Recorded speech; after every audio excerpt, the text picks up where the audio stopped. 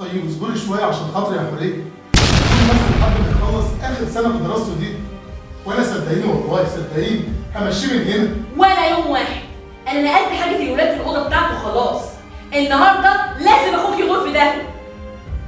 طب يعني جه اجيبها له ازاي انا بس؟ طب اديني فرصه، طب بصي اديني فرصه بس الاقي طريقه مناسبه. لو ما مشيش النهارده انا اللي همشي ومش هشوف وشي انا والعيال تاني. اعمل ايه بس يا حوريه؟ ما انت عارفه ان سامي ده اخويا الوحيد، وابويا الله يرحمه ياما وصاني عليه. بس انا كمان ليا حق عليك، انا واولادك. اللقمه اللي اخوك بياكلها ولادك اولى بيها. ما هي مش اللقمه دي اللي هتموتنا من الجوع، وبعدين مش هي اللي هتغنينا يا حوريه. وبعدين انت ناسيه حاجه برضه، هو هيروح فين؟ واحنا كمان متجوزين في شقه ابويا دي الله يرحمه. مش مشكلتي، يروح في مصيبه.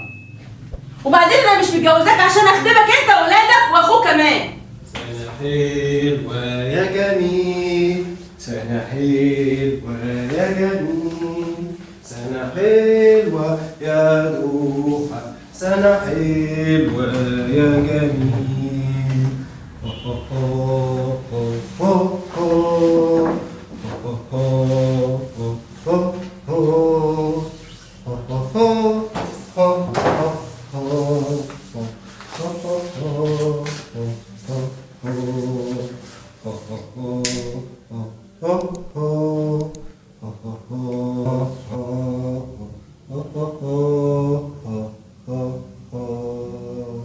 بقول لك ليه في الشقه زي ما ليا؟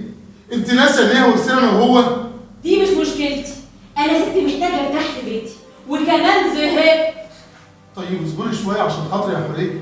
اصبري بس لحد ما يخلص اخر سنه في دراسته دي، وانا صدقيني والله صدقيني همشيه من هنا. ولا يوم واحد. انا نقلت حاجه الولاد في الاوضه بتاعته خلاص. النهارده لازم اخوك يغور في ده. طب يعني جه اجيبها له ازاي انا بس؟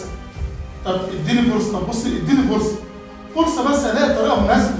لو ما مشيش النهارده انا اللي همشي ومش هشوف وشي انا والعيال تاني. انا هسيبك البيت وامشي. استني بس استني بس يا حوريه.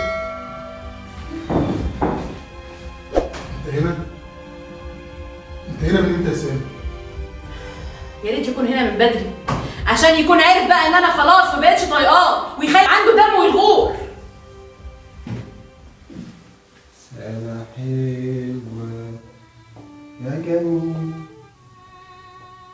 سنة حلوة يا أخويا، حلوة سنة دي، سنة حلوة يا ممدوح، سنة حلوة حبيبي.